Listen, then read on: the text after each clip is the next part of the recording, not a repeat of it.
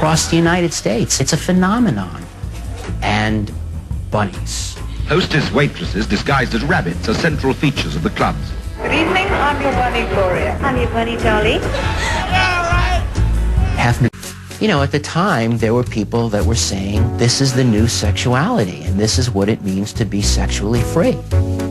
Of course, at the same time, there were people who began to look at the personification of what women were supposed to be as bunnies and said, it's dehumanizing, it's degrading, it's exploitative. Bunnies are forbidden to wear jewelry, pale lipstick, or gold or green nail varnish.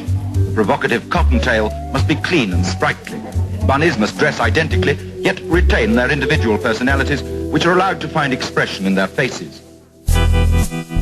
There was a young woman who was a journalist in New York, and she went to expose what it was like to work at a Playboy Club, and she wrote an article where she talked about the demeaningness of the experience.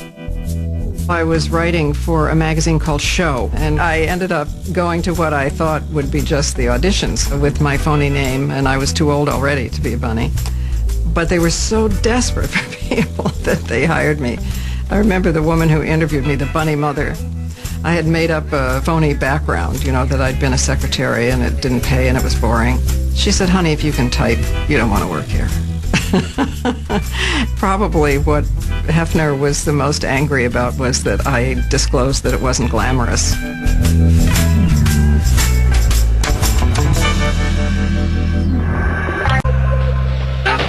The changes in public discussion and display of sex are easy to see.